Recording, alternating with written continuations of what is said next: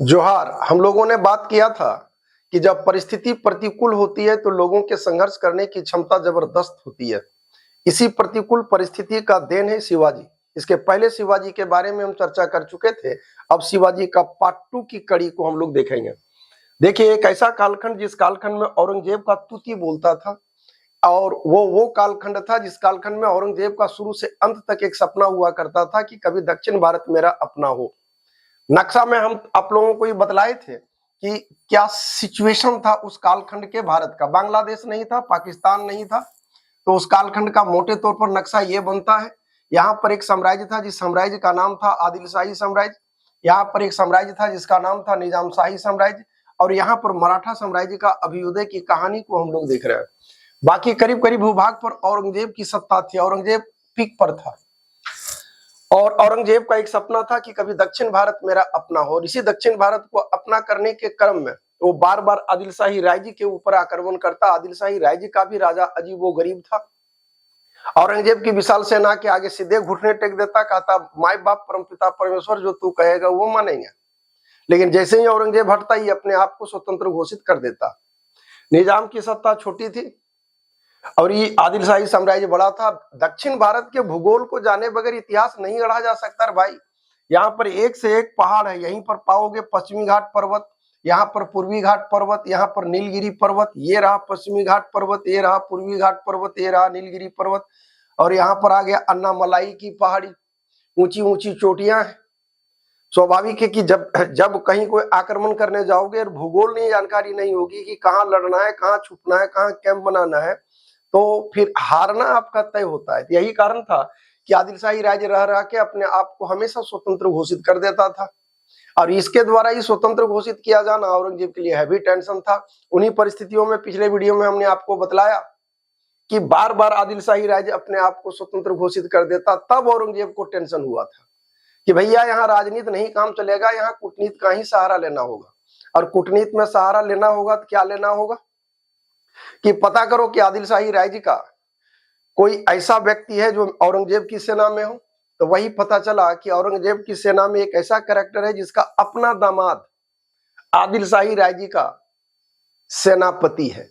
मतलब ठेठ में जान लो, ससुर है औरंगजेब की तरह और दामाद है आदिलशाही राज्य का सेनापति।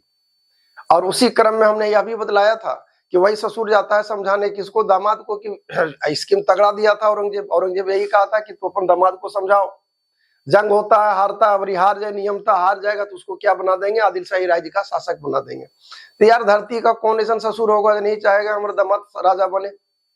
ससुर समझाया दामाद को, दामाद तनी ज्यादा जवान था। दामाद लगा अटपट बोलने की हम गद्दारी नहीं करेंगे, ये नहीं करूंगा, वो नहीं करूंगा। औरंगजेब गया और धर के ठोक दिया। जब ठोका गया तब फिर समस्या आ गई। ससुर फिर लगा उलाहना देने कि तुमको समझाए थे, अभी हार तो जबे किया था, अभी तुम शासक बन जाता। बार बार बार बार बार जो हुरकुच्चा मारना शुरू किया ससुर, तो दामाद गया चिड़चिड़ा।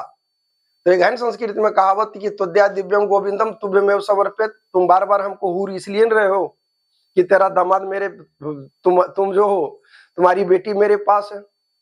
और इसी चीड़ में उसने उसकी बेटी को छोड़ दिया। और वसी परित्यक्ता का नाम है जीजाबाई। और यही वो जीजाबाई वर्ड दिमाग में रख लेना, वही जीजाबाई ने 1627 इसमें ध्यान रखना, एक डेट में बोल रहा हूँ, 1627 में एक बेटे को जन्म दिया जिसका नाम है शिवाजी। यहां तक कि सब पढ़ा चुके हैं लेकिन अभी मेल देना जरूरी है, इसलिए ध्यान रखना। शिवाजी, और उसी शिवाजी के बाप का नाम है शाहजी। तो शिवाजी वर्ड दिमाग में रख लोगे तो शाहजी अपने आप दिमाग में आ जाएगा। शाहजी हो गया बाप का नाम। माँ का नाम हो गया जीजाबाई, जीजाबाई। और जिस जगह पर उनका जन्म हुआ था उस जगह का नाम है शिवनेर। तो शिवनेर में जन्म हुआ, 1627 में जन्म हुआ। पिता का नाम शाहजी, माता का नाम जीजाबाई। आगे चल करके शिवाजी के संरक्षण के रूप में एक केयर टेकर के रूप में रख दिया दादा कोंदेव। ध्यान रखना, दादा कोंदेव दादा नहीं है, मालोजी उनके दादा हैं। दादा कोंदेव नाम है, जैसे दादा साहब फाल्के पुरस्कार, तो यार भारत का तो दादा नहीं हो गया। तो दादा कोंदेव, ध्यान रखना, दादा कोंदेव इसके संरक्षक के रूप में आ गए। संरक्षक कौन हो गया, दादा कोंदेव। दादा कोंदेव संरक्षक हो गए। अभी बुतरू ऐसा बुतरू था शिवाजी जरा पढ़े लिखे में मन लगता नहीं था, तो मन किस में लगता था? घुड़दौड़ में लगता था, तलवारबाजी में लगता था, इस सब में जबरदस्त मन लगता था। अच्छा, एक को काम ऐसा नहीं था जिस काम को वो अकेले करे, तो पूरा मोहल्ला बुतरू बिगाड़ दिया। माता लोग मारती थी, धर के कूटती थी, इस बात को लेकर के शिवाजी के साथ खेलता का है। तो लोग भी गौर करो, कोई ऐसा जरूर मोहल्ला में दोस्त यार होगा जिसके साथ खेलने पर, खेलने के लिए नहीं कि ओकर साथ तू काहे खेलता है, ई फेरा में पिटाता होगा। तो शिवाजी एक बदनाम छवि के आदमी थे। इनको पढ़ाई लिखाई के लिए गुरु रख दिया गया। गुरु का नाम था रामदास। यही लिखे थे किताब दास बोध। ध्यान रखना एक लाइन, रामदास अंत में है दास, इसी में जोड़ देना बोध हो जाएगा दास बोध। तो रामदास लेखक हैं किसके? दास बोध के। और इसी प्रकरण में क्या हुआ कि इनके लिए, शिवाजी के लिए सबसे बड़ा हेडेक था कौन? तो दादा कोंडदेव। दादा कोंडदेव थोड़ा टाइट प्रकृति के आदमी थे। अगर कहीं निकले तो कहाँ जा रहे हो, कब आओगे, क्या करोगे, नहीं करोगे, ऐसा लफड़ा वाला सवाल होता था जगह कोई जवाब दे पाना बड़ा मुश्किल था। लेकिन संजोग बस 1647 ईस्वी में दादा कोंडदेव गए मर। दादा कोंडदेव मर गए तो हो गया शिवाजी के लिए कि ना मुझे कोई रोकता ना मुझे कोई टोकता, 4 बोतल बोध का, मतलब अब एकदम छुट्टा सांड हो गए। 20 साल का उम्र भी हो गया। तलवारबाजी घुड़दौड़ करते करते शारीरिक रूप से मजबूत भी हैं। पहाड़ी इलाका होने के कारण स्वास्थ्यवर्धक इलाका भी है।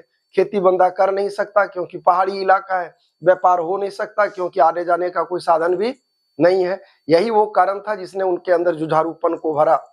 आउटपुट इनपुट ये हुआ कि शिवाजी के जो दोस्त यार थे वो लोग कहना शुरू किए कि यार ऐसा करो ना कि हम लोगों के पास इतना टैलेंट है कि आगे चल जाएंगे तो निजाम शाही नीचे आ जाएंगे, तो आदिल शाही ऊपर चल जाएंगे, तो औरंगजेब ये सब में कहीं चल जाएंगे, कहीं भी कदम रख देंगे, हम लोग सिपाही की नौकरी मिल जाएगा। टैलेंट इतना है कि सेनापति बन जाएंगे। शिवाजी कहे कि यार जो करना से करना, जिंदगी में कभी नौकरी मत करना। 30 दिन खटोगे तो 1 दिन खाओगे। इससे बेहतर है कि काम ऐसा करो कि 1 दिन खटो और 30 दिन ऐश करो। सबका गुरु कमा कौन चीज है? कहा कमा कुछ नहीं, आदिल शाही राय जी को लूटो। पिछला वीडियो में हम बतला चुके थे लूट की वो पूरी कहानी को, और उसी प्रकरण में बारंबार आदिल शाही राय जी को लूटा जा रहा है। आदिल शाही राय जी को लूटा जा रहा है। पिछला वीडियो जरूर देख लेना, मजा आ जाएगा। आदिल शाही राय जी को लूटा जा रहा है, ये कड़ी चल रही है। अंत में जब अफजल खां मारा जाता है तो आदिल शाही राय जी को भी समझ में आ जाता है कि शिवाजी कोई मामूली प्राणी नहीं है कि इसको आसानी पूर्वक धर लोगे। अब आदिल शाही राय जी ने अपना ट्रैक चेंज कर दिया। खजाना कहीं जमे नहीं करे। खजाना जमा होता था, लूटे में सुविधा होता था। एक बार लूट लिया मतलब आदिल शाही राय जी लुटा गया। अब टुकड़े टुकड़े में रखना आरंभ किया। अब तुम रात भर चोरी करो यार, सवेरे 25 पैसा लेके जाओ गार्जियन के पास, तो गार्जियन उन्हें मारेगा, साला चुराया कौन चीज तू। यही कारण था कि शिवाजी को अब लगने लगा कि भैया अब हम करें तो करें क्या। तब कहा कि पता करो कि औरंगजेब का खजाना कहाँ है। औरंगजेब उस जमाना का यार अमेरिका था और उस वक्त शिवाजी बांग्लादेश थे, मतलब बेमेल जोड़ी थी। लेकिन देखो हिम्मत का दाद देना होगा। शिवाजी कहे कि पता करो कि खजाना औरंगजेब का कहाँ है। जब पता करना आरंभ किया तो पता चला कि सूरत में बड़ी खजाना है भाई, बहुत माल है। तो शिवाजी कहे कि सोचना क्या, जाओ।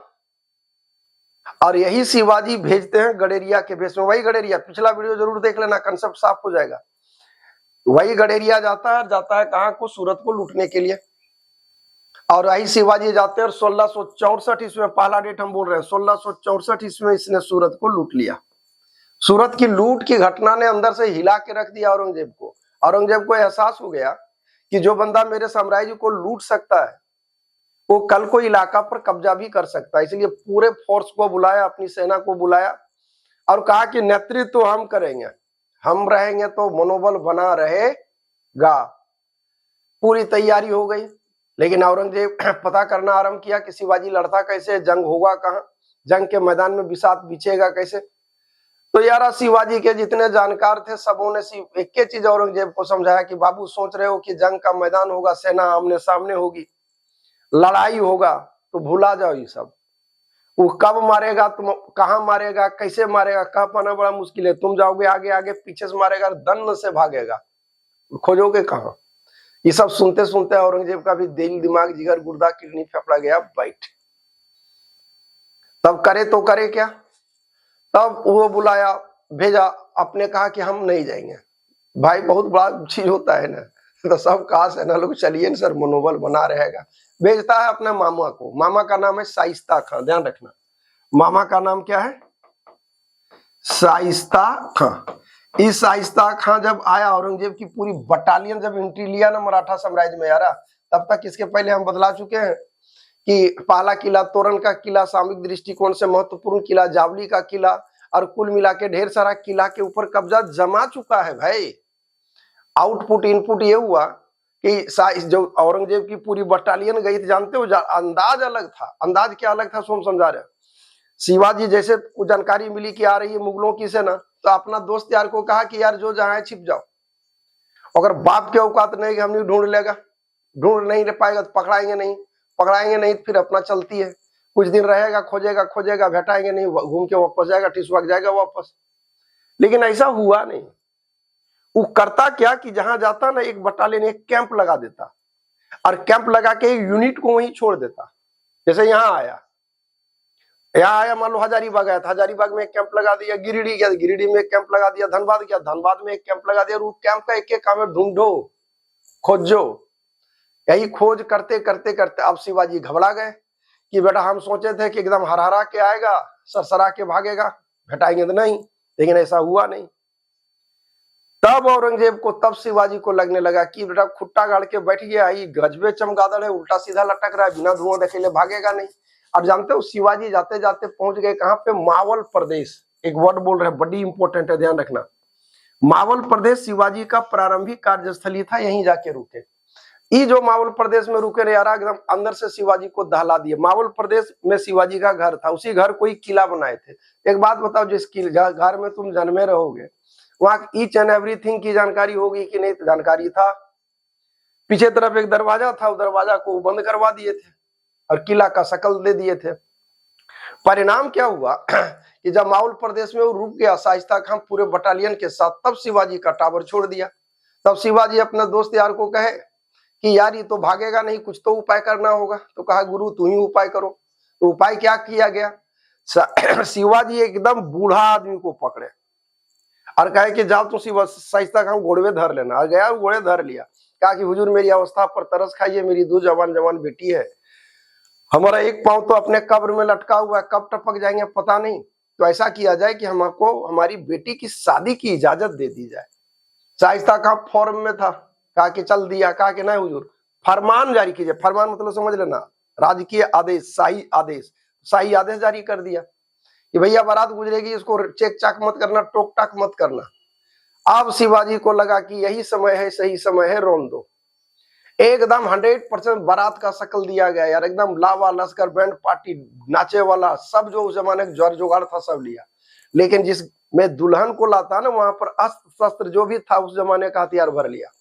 और जाते जाते जाते बारात रात के समय में निकला, और ठीक गर्मियों के टाइम में, भोर वक्त टाइम जिसमें नींद एकदम गहरा रहता है, मावल प्रदेश के उसी बिल्डिंग के आगे शिवाजी जाके रुके। एकदम मारे बिल्डिंग के आगे डम डमाडम चल रहा है, लोग नाच रहा है, 100% लग रहा है बारात है। लेकिन शिवाजी और उसका यूनिट पीछे तरफ जाता है, फावड़ा तावड़ा लेकर के, पीछे जहां रूम बताए ना कि पीछे तरफ एक दरवाजा था, उधर दरवाजा धंस दिए। आगे चल रहा था डम डम, पीछे चल रहा था धम धम, बीच वाला था कंफ्यूजन कि पता नहीं क्या होगा। तोड़ करके घुस गए, उधर से घुस गए, उसका जो जहां मिला वहीं धर के रोंदना शुरू किए कि काटना शुरू किए। हाहाकार मच गया मावल प्रदेश के उस किला में। लेकिन शिवाजी एक विकेट के चक्कर में थे, विराट कोहली है कहाँ, मतलब शाइस्ता खां है कहाँ। ढूंढे ढूंढे शाइस्ता खां सुतल था, कम कपड़ा में था, उठा भागा, भागत गया मेन गेट तरफ। मेन गेट देखा बंद है, बुझा गया कि हम पड़ चुके हैं क्या चक्कर में, शिवाजी के चक्कर में। तो और भागे का उपाय खोजने लगा, तो खोजत खोजत मिल गया वही दरवाजा जिसको अभी शिवाजी तोड़े थे। जैसे कुदान बाबू, शिवाजी मारे तलवार से, घट से कट गया अंगुली, खच से फेंका गया, और ऐसे मुंह लटका पहुंच गया औरंगजेब के पास। तब औरंगजेब को भी समझ में आ गया कि बेटा हम खैरियत तक हम गए नहीं, हमरो यह गत होता। और वहां से शाइस्ता खां उसको भेज दिया गया पनिशमेंट पोस्टिंग में बंगाल। अब औरंगजेब को भी समझ में आ गया कि शिवाजी कोई साधारण प्राणी है नहीं, साला दुर्लभ प्राणी। अब क्या खेला होगा, अब क्या किया जाए? तो यहीं पर आ गया कि क्या किया जाए। तब कहा कि शिवाजी को वही पकड़ सकता है जो शिवाजी को करीब से जानता है। आम्बेर का राजा जय सिंह, ध्यान रखना, आम्बेर के राजा जय सिंह को भेजा गया। आम्बेर का राजा जय सिंह गया शिवाजी के पास, और जब आम्बेर का राजा जय सिंह गया शिवाजी के पास, तो यारा जय सिंह बहुत बढ़िया शिवाजी को जानता था, शिवाजी भी जानते थे जय सिंह को। तो बुझा गया कि एकरा से हम पारेंगे नहीं, ये समझ में आ गया शिवाजी को। तो वही आमेर के राजा जय सिंह ने कहा कि शिवाजी को कि तू क्या चाहता है, जंग लड़ेगा कि वार्ता करेगा? कहा लड़के क्या करेंगे यार, वार्ता कर लो। तो यही संधि हुई जिस जगह पर हुई, इस जगह का नाम था पुरंदर। ध्यान रखना, ये सब एक एक लाइन पूछता है यार, जगह का नाम क्या है? पुरंदर। ऐसी पुरंदर में एक संधि हुई 1665 में, और यही संधि कहलाया पुरंदर की संधि 1665 में शिवाजी और जय सिंह के बीच में। अब कहोगे संधि में क्या क्या हुआ? जय सिंह पूछा शिवाजी कि शिवाजी बताओ तुम्हारे पास कुल किला कितना है? कहा कि 35 किला है। कहा बनाया है? बोलना ही सब छीने हैं। तो कहा कि 23 किला दे दो। कहा ले लो। शिवाजी भी लगा कौन सा हमारे बाप घर के, आज नहीं तो कल फिर छीनिए लेंगे, मौका खाली मिलना चाहिए, दे दिया। दूसरा शिवाजी को कहा जय सिंह ने कि तुमको जाना होगा औरंगजेब के दरबार में। कहा कि 3500 किलो ले ले बाबू, जाए आयो का लफड़ा छोड़ो, 64 में तो हम लुटबे किए, 65 में संधि हो रहा है, तो औरंगजेब तनी खींचेगा? कहा कि ना ना, ये बात नहीं, मंजूर नहीं है। जय सिंह भी आगे कुआं पीछे खाई का सीन क्रिएट कर दिया, तो मजबूर हो गए शिवाजी जाने के लिए। और जब मजबूर हो गए तो वही जब जाने लगे किसके पास? औरंगजेब के पास। तो अपन भैया गोड़ हाथ प्रणाम कर लिए, धोर लिए, छू लिए। उनको भी पता था कि जाएंगे तो फिर वापसी का कोई सीन नहीं है। लेकिन ये जो प्रकरण हुआ, इस प्रकरण के बाद जब औरंगजेब गए, तो औरंगजेब के दरबार में गया, शिवाजी जब गए तो शिवाजी अपना भी एक कंडीशन रखे थे, भैया हम अपन सुरक्षा की जिम्मेवारी अपने लेके जाएंगे। और वही शिवाजी चल दिए। औरंगजेब के दरबार का एक नियम था यार कि कौन कहां बैठेगा।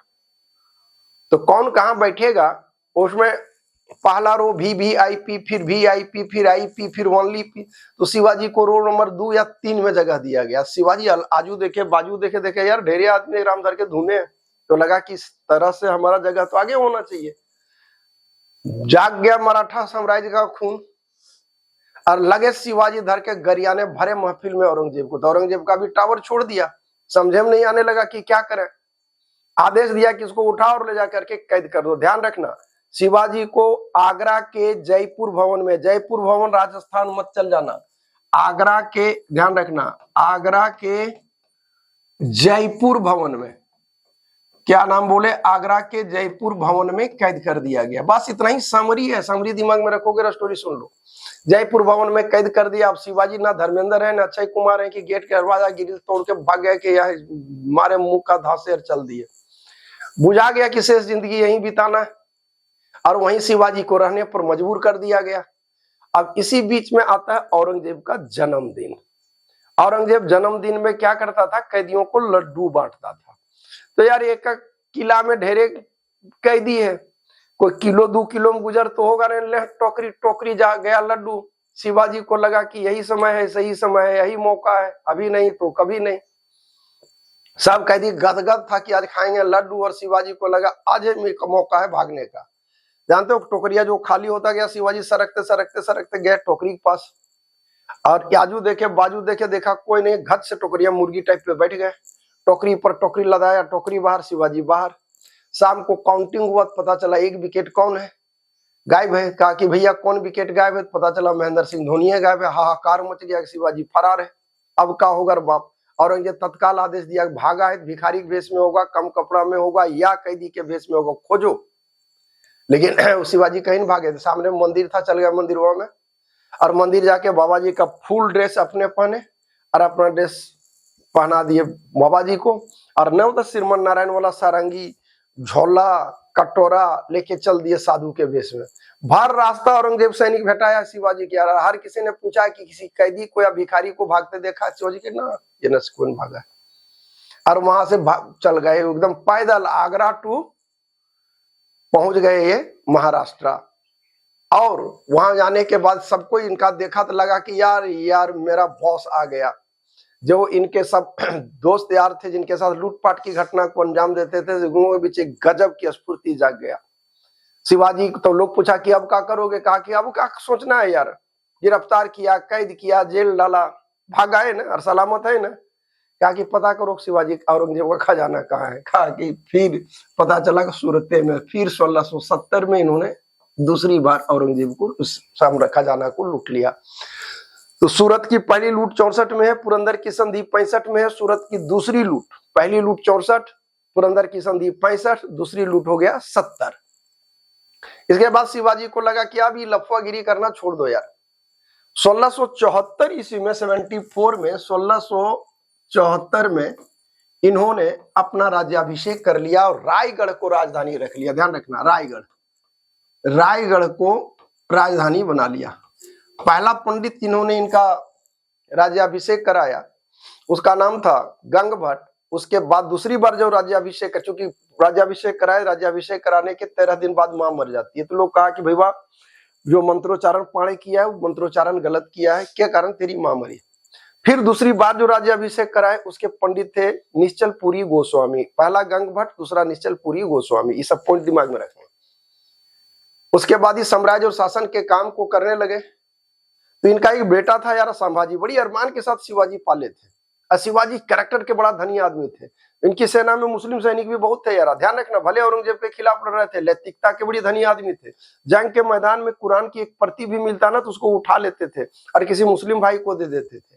जिसको हराते थे तो पहले जमाना में क्या होता था कि बहू बेटी को लोग उठा के ले आता था अय्याशी के लिए, लेकिन शिवाजी माँ और बहन का दर्जा देते थे। ये नैतिकता था उनका। आउटपुट अंत में यही हुआ कि शिवाजी जो था वो पूरे साम्राज्य और प्रशासन के काम को करने लगे, लेकिन इनका बेटा संभाजी, उसका संगति बिगड़ गया था, मंत्रियों के आवारा पुत्रों के साथ रहता था। तो सबों ने एक ही चीज कहा कि यार राज सत्ता जवानी की चीज है, बुढ़ापे में राज सत्ता शोभा नहीं देता। तो लगने लगा इंतजार करे संभाजी कि मेरा बाप अब मरेगा, बाप तब मरेगा, लेकिन बाप कब मरेगा ये अपरिभाषित था। और इस बात से लेकर के गहरा दुख था संभाजी को कि पापा मर कहीं रहा है। और इसी चक्कर में वो जाके मिल जाता है मुगल सूबेदार दिलेर खां से। और दिलेर खां को कहता कि यार एक काम कर दो, मेरे पापा को मार दो, हम बदले में तुमको पद भी देंगे। और यही तो औरंगजेब की बटालियन चाहती थी। आउटपुट ये हुआ, जब इस बात की सूचना मिली शिवाजी को कि मेरा बेटा जाके और दिलेर खां से मिल गया है, शिवाजी को अंदर से टेंशन हो गया। तब कहा कि क्या किया जाए। किसी तरह से मान मनोबल के बीच संभाजी को बुलाया गया और बुलाने के बाद मीटिंग बिठाए कि क्या किया जाए इस बंदे के साथ। ये तो साला गद्दार निकला, मेरा खून इतना खराब निकलेगा ये सोचे भी नहीं थे। तो कहा कि अगर आजीवन कारावास दे दो। तो आजीवन कारावास मतलब अगर बियाह करा दो अपने सुधर जाएगा। तो वो शादी तो कर दी गई, शादी करा दी गई। तो राम मिलावल जोड़ी, एक अंधा एक कोड़ी, अगर औरतियों तगादा मारने लगी कि भैया हमरा रानी कब बनाओगे। दोनों के क्या जवाब था कि बप्पा कब मरेगा। इसी प्रकरण में शिवाजी जाते हैं अपने जीवन के अंतिम अभियान में। और वो अभियान था कहाँ का? वो अभियान था तुम्हारा कर्नाटक का। और ये अभियान था कब? तो 1680। ध्यान रखना 1680 में है कर्नाटक का अभियान। यही उनकी जिंदगी का अंतिम अभियान है। और इसी अभियान में लौटने के बाद शिवाजी की हो जाती है मृत्यु। लेकिन मरने से पहले उसने अपने छोटे बेटे को अपना उत्तराधिकारी घोषित कर दिया। और लगा संभाजी को कि जो सपना हम वर्षों पहले पाले थे बाप के मरने के बाद भी रह गया अधूरा। अगला कड़ी क्या है, कैसे घटनाक्रम मोड़ लेता है, ये बतलाएंगे नेक्स्ट एपिसोड में। तो ये थी खबरें शिवाजी के बारे में। वीडियो अच्छा लगे तो लाइक शेयर और सब्सक्राइब निश्चित रूप से कर दे। जय हिंद, जय भारत।